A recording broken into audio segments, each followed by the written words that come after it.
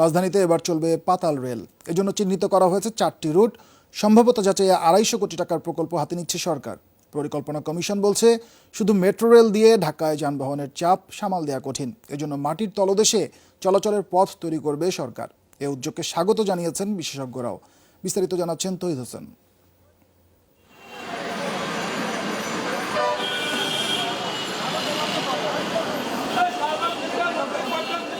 রাজধানীতে এই দৃশ্য প্রতিদিনের।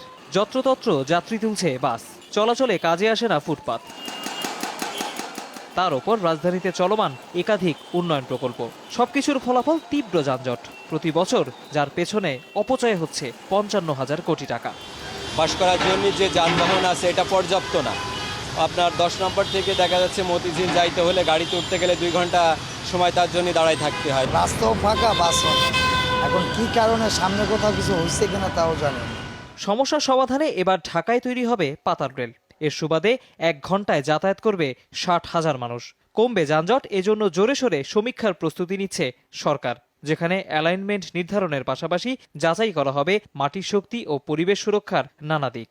পাতাল রেল নির্মাণের সম্ভাব্যতা যাচাই করা হচ্ছে। এখন ঢাকাকে প্রস্তুত করতে হবে। ঢাকা তো এটা বাস্তবতা হচ্ছে প্রায় অচল হয়ে যাচ্ছে।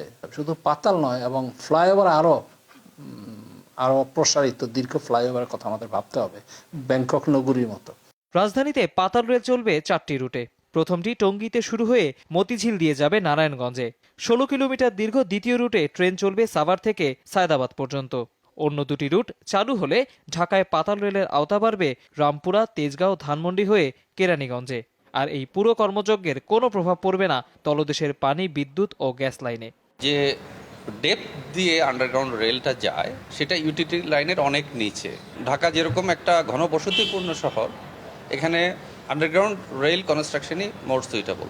ভুল করে ফেলেছি অলরেডি। আমাদের যে MRT-6 সেটা কিন্তু এলিভেটেড অপশানে আমরা গিয়েছি। একনেকে অনুমোদন পেলে দেশে প্রথমবার পাতাল রেল নির্মাণ কাজ শুরু করবে সেতু বিভাগ। তৌহিদ হোসেন, যমুনা নিউজ, ঢাকা।